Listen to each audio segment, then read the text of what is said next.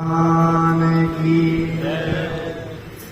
बोले, कृष्ण स्वरूप जी महाराज की बोले, राम स्वरूप जी महाराज की, गौ माता की। नमः पार्वती पतये, हर हर महादेव।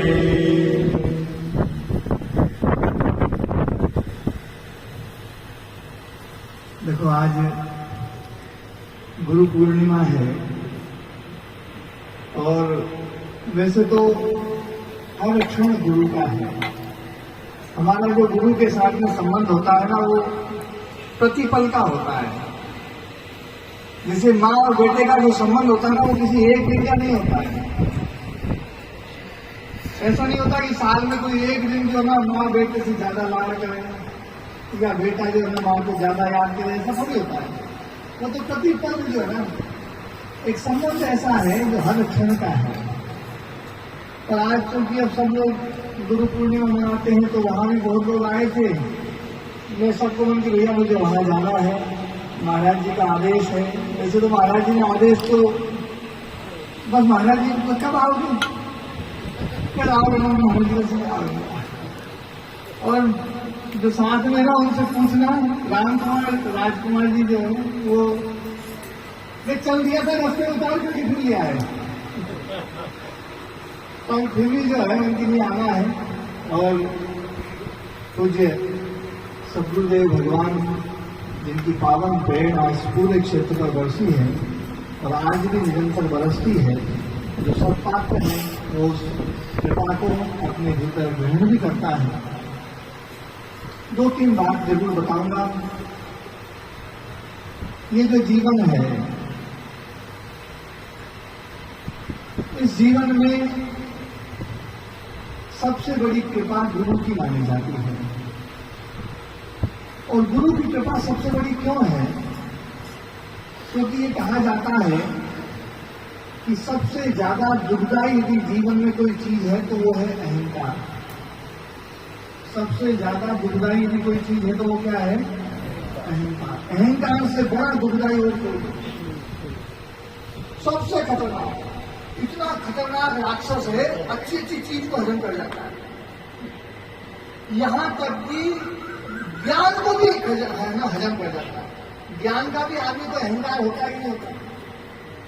बोलो, मेरे को बहुत बड़ा ज्ञान है। कई बार आदमी जो है इस अहंकार को दबाने के लिए विनम्रता का चोला ओढ़ता है, पर मजे की बात है कि अहंकार उस विनम्रता के चोले को भी खा जाता है। और आदमी भी बोलता है मेरे से ज्यादा विनम्र तो कोई है ही नहीं। बताओ, अहंकार आ गया नहीं? अहंकार विनम्रता को भी खा जाता है, अहंकार ज्ञान को भी खा जाता है। इसके सामने कोई भी दिखता है। केवल एक गुरु तत्व ऐसा है जिस गुरु तत्व के सामने आकर के अहंकार बिल्कुल पौधा में गिर जाता है और वो मर जाता है। जिसने अहंकार को मिटा दिया वो ही इस जीवन रूपी भवसागर से पार जाता है। तो गुरु भवसागर पार कराने वाले होते हैं, क्योंकि गुरु ही हमारे अहंकार को नष्ट करते हैं। और दुनिया में लड़ाई अहंकार की, बस और किसी चीज की लड़ाई नहीं। आप घर में किसी को भी देख लो, लड़ाई केवल और केवल अहंकार की। और जगह से तुम थोड़ा सा नरम हो जाओ और दूसरे का अहंकार जो है, दूसरे के अहंकार को थोड़ा सा आप वो दे दो, लड़ाई बंद। बोलो भैया तू बड़ी ठीक है, लड़ाई बंद। ये अहंकार इतना गजब का है। एक कहानी सुनाता हूँ, बड़ी मजेदार कहानी। थोड़ी पहले मैंने किसी को सुनाई थी, एकदम याद आ गया। हाँ, एक बार बैठ जाओ, बड़ी बात को दिलाती हूँ, बैठो। कोई व्यक्ति ने जो ना बहुत सारे कुत्ते पाल लिए। मेरे से किसी ने पूछा था, बोले जी ना, बोले कि आजकल लोग कुत्ते क्यों पाल रहे हैं, गाय क्यों नहीं पाल रहे हैं? उनकी इसको तो बहुत बड़ा कारण है। कुत्ते पालने का एक बहुत बड़ा कारण है, और वो कारण तब समझ में आएगा जब एक कहानी सुनोगे। तब मैंने कहानी सुनाई। एक आदमी ने कुत्ते पाल लिए, तो कोई समझदार आदमी गया, महाराज जी जैसे आदमी पहुंच गए। बोले भाई इतना कुत्ते पाल रखे हो क्यों? बोले महाराज जी आज का तो जमाना ऐसा है कि कुत्ते अच्छे हैं। जमाना इतना खराब हो गया, आदमी तो इतना खराब कि आदमी के साथ में रहना ही दुष्कर होता है। इससे अच्छा तो कुत्ते के साथ है, इसलिए मैंने सब कुत्ते पाल दिए। अब महाराज जी कुछ पूछते, उससे पहले कुत्ते हंस दिए। कुत्ते हंसे तो जो महाराज जी जैसे व्यक्ति कहते हैं उनको आश्चर्य हुआ, कुत्ते हंसे, जबकि हंसना तो दुनिया में केवल इंसान को आता है और किसी जीव को हंसना ही नहीं आता, ये कुत्ते कैसे हंसे? तो महाराज जी आश्चर्यचकित थे, बोले ये कुत्ते हंसने लगे, ये कैसे हंसे? तो एक कुत्ता बोला, बोले महाराज जी हम हंसते ही नहीं है, हम बोलते भी नहीं। और आपके प्रश्न का उत्तर ये नहीं देंगे, हम दे सकते हैं, और थोड़ा सा अकेले में चलना पड़ेगा। तो कुत्ते महाराज जी को उधर लेके गए और कुत्तों ने कहा, बोले महाराज जी हम जो बताएंगे ये बात इनको मत बताना, ये आदमी हमें बहुत बुरा समझता है और हमने इस आदमी की कमजोरी समझ ली है, इसको केवल पूछ हिलाने वाले चाहिए, हम पूछ हिलाने में एक्सपर्ट हैं।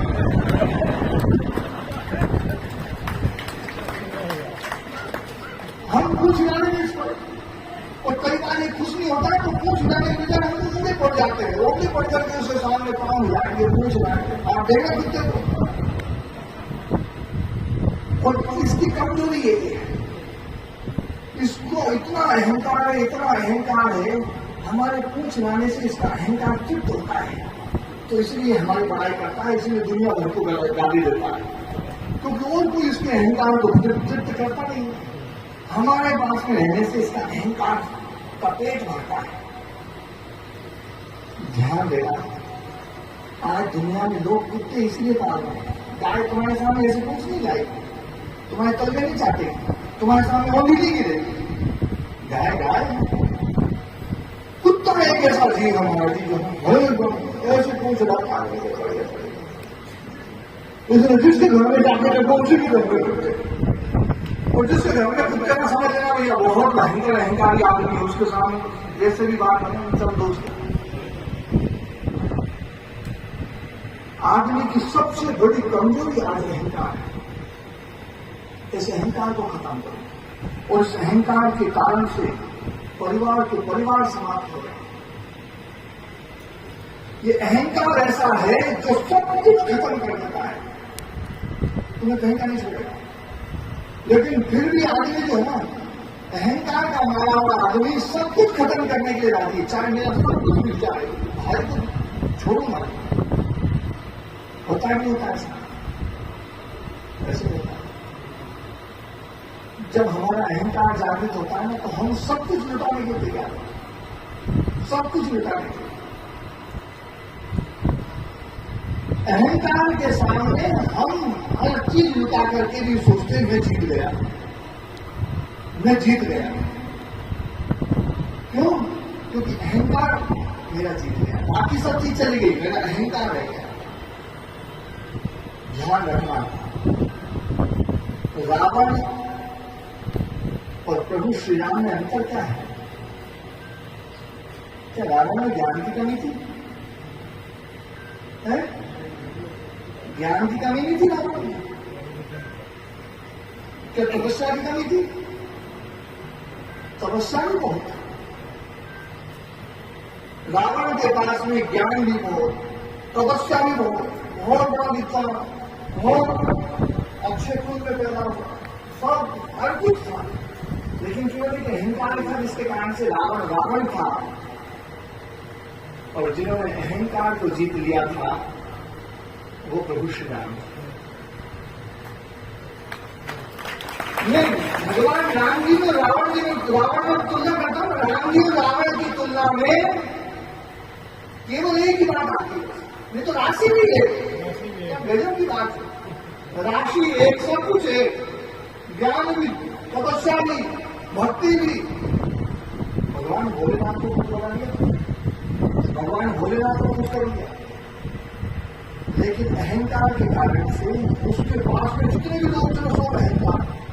आप किसी को भी ले लो, एक को उठा के ले लो, सब अहंकार। और जिसने अहंकार लाभ पार हो है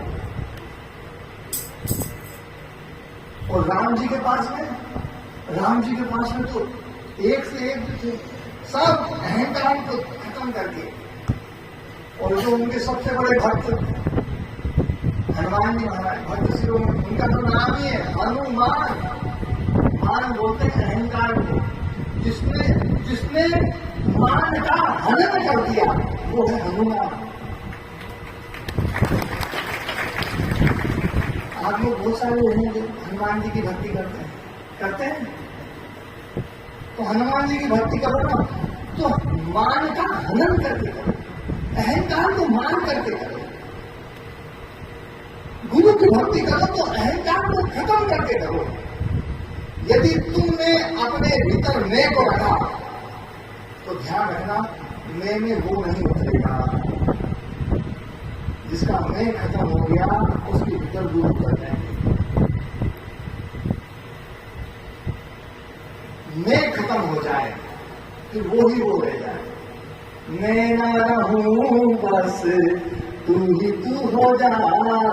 हमारे जो है महर्षि जी बैठे हुए नंदराम जी बहुत देर भजन गाते हैं, सुने भजन। वह मैं ना रहूं बस तू ही तू हो जाए, ऐसा जीवन हो।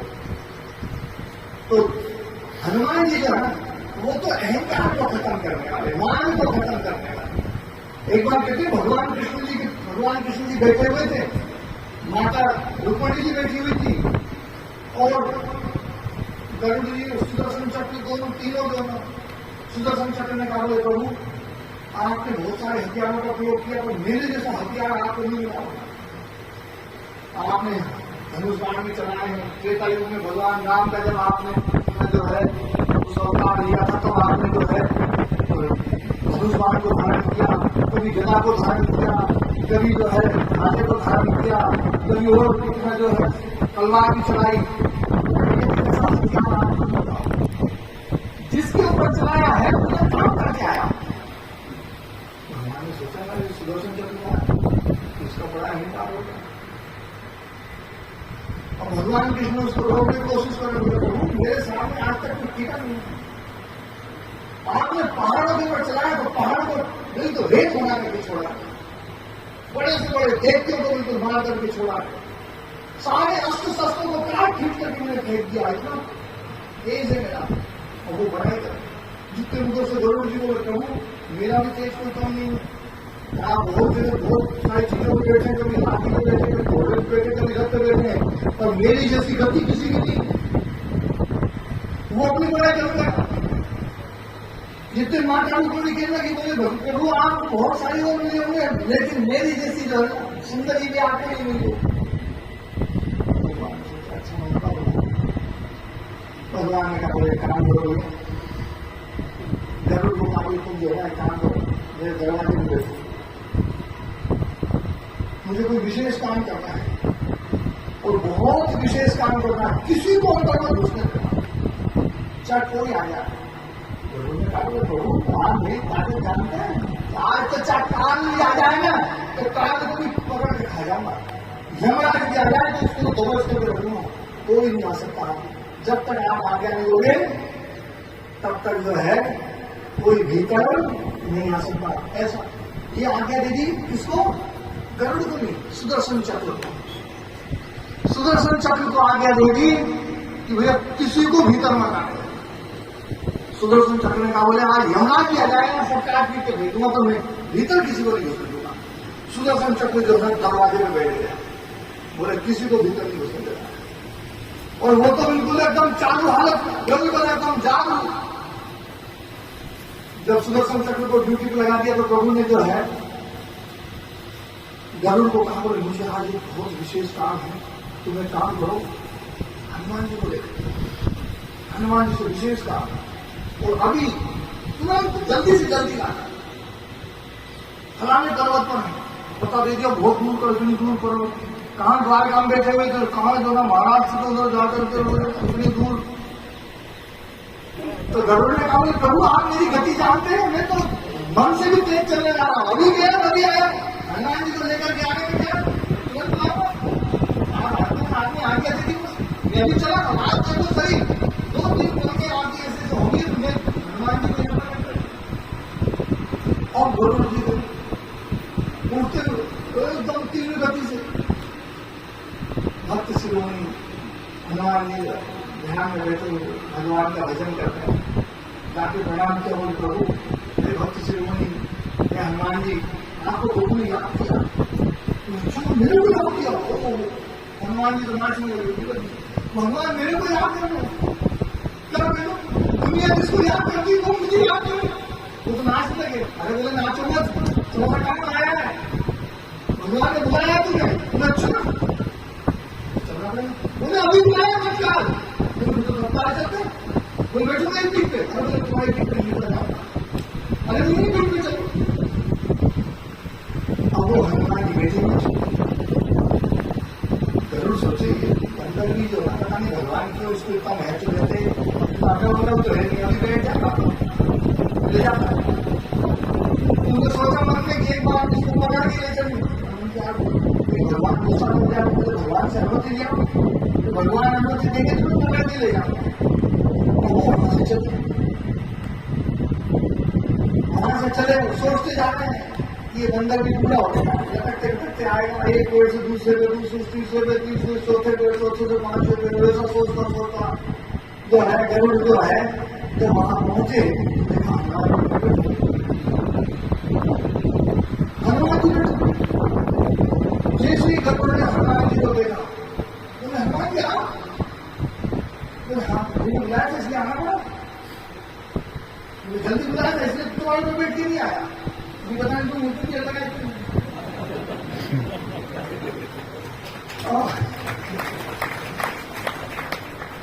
प्रभु ने कहा बोले तुम्हारी तो चाल बड़ी तेज थी आज क्या बोले तुम्हारी चाल दो बोले प्रभु क्षमा चाहता हूं मेरे भीतर अहंकार आ गया हनुमान जी ने मेरा अहंकार तोड़ दिया अब पता चला मेरी से भी तेज गति किसी की है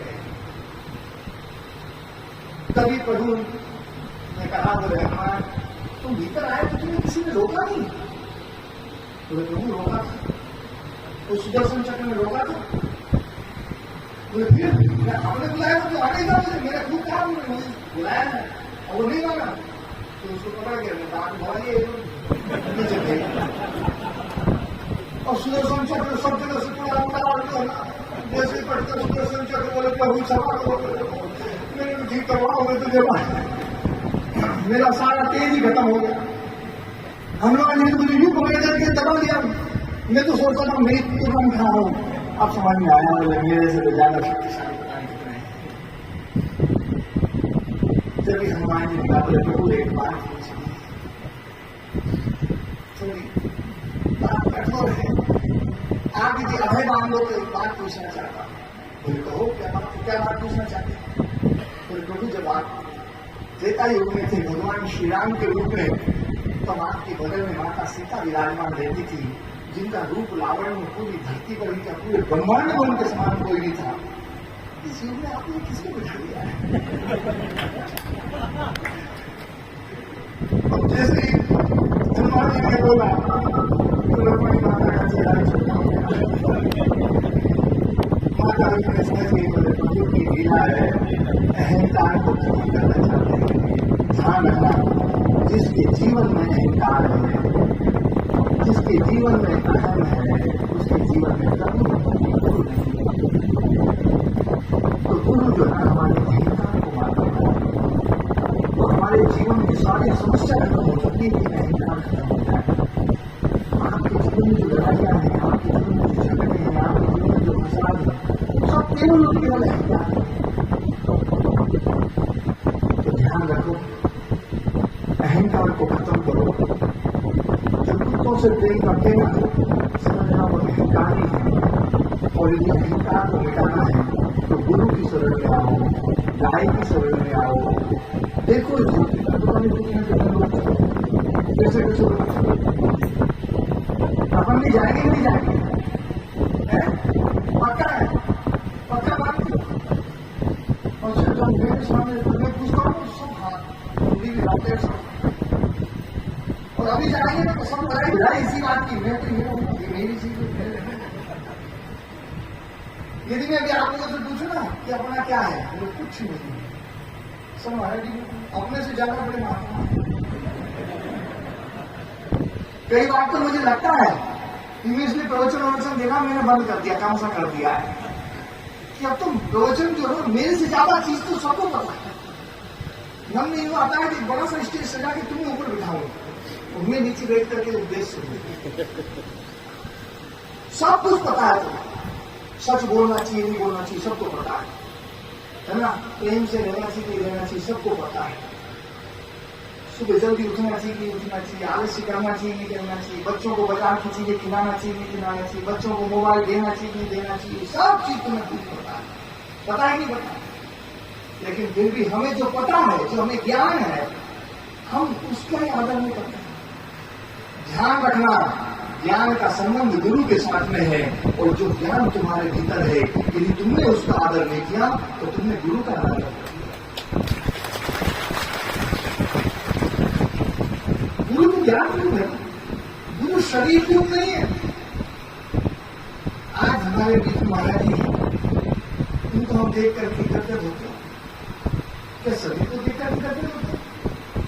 उनके ज्ञान को, इनकी तपस्या को देखो, इनके भावों को देखो, और ये जो ज्ञान और जो भाव है वो आप लोग केवल यूनिक आश्रम में आकर के महसूस करते हो। आप कहीं भी जाओ ऐसा महसूस होता होगा कि महाराज जी हमारे साथ, महाराज जी का आशीर्वाद हमारे साथ, ऐसा महसूस होता नहीं होता, क्योंकि उनका जो स्वरूप है ना वो ज्ञान रूप है, ज्ञान रूप। और ये जो ज्ञान है उस ज्ञान का जो गुरु ने बता दिया, एक बार बता दी तो बार कहने की जरूरत नहीं, उस ज्ञान को 10 दिन को एकदम गांठ डाल और हमने भीतर खाना, ये है सच्ची बात। मैं तो ये कहता हूं, सब गुरु ये चाहते हैं। कुछ महाराज सिंह जी जो है उनका भी एक भाव था, उनको पता था कि एक जगह स्वरूप से बात नहीं बनेगी, अब तो कई स्वरूप चाहिए, इसलिए इतने सारे स्वरूप पैदा किए। और ये स्वरूप तो देखो साक्षात, लेकिन आप लोगों के भीतर भी उन्हीं के जो स्वरूप है, आप लोग उस गुरु स्वरूप को महसूस करें। उनका भाव यह था कि कोई शिष्य न बने, सब गुरु बने, सब श्रेष्ठ बने, सब ज्ञानी बने, अज्ञान को खत्म कर दें। ध्यान रखना, हमारी सबसे बड़ी समस्या अहंकार, हमारी सबसे बड़ी समस्या अंधकार, हमारी सबसे बड़ी समस्या हम ज्ञान का आदर नहीं करते हैं। और वो समस्या हमारी खत्म हो जाए, हम ज्ञान की उपासना करें, प्रकाश की उपासना करें। कुछ महर्षि जी कहते हैं, बार बार इस बात को कहते हैं महर्षि जी कि जब भी चोर आता है तो सबसे पहले दिया बुझाता है, बुझाता नहीं बुझाता, सबसे पहले वो चांदे खत्म करेगा, अंधेरा हो अपना काम करना है। और गुरु सबसे पहले क्या करता है? सबसे पहला काम वो चांद में चला, चांद में। फिर सब सोचते हैं गुरु जी कुछ और करें, तुम और क्या बचाव कर रहे हो? तो चांदना हो गया, उठ सकता है, तुमसे खड़ा हो गया, चांदना हो गया। भगवान सूर्य सुबह जब उठते हैं तो केवल वो चांदना करते हैं, तुम सब उठ जाते हो, उठते भी उठते हो। और जो काम है उनका काम तो है ज्ञान देना, प्रकाश करना। तो गुरु तो प्रकाश करते हैं, और जैसे ही प्रकाश होता है हमारे भीतर के सारे दोष, सारी बुराइयां उस प्रकाश में दग्ध भी होने लगती है, उसमें जलने लगती है, नष्ट होने लगती है। लेकिन कुछ लोग ऐसे होते हैं जो प्रकाश को अपने भीतर में आ लेते हैं और मुखों का ऐसा लगाते हैं बिल्कुल एकदम गुरु जी की कोई ज्ञान की बात भीतर में आ जाए, गुरु जी की बात को मान लेना पड़ेगा, और माननी पड़े तो वह आश्रम में आश्रम यहाँ बैठते कभी तो एकदम ढूंढ लेते हैं गुरु जी की कोई बात। और जब उठते हैं बढ़िया पूरी सब्जी खाई अपने बढ़िया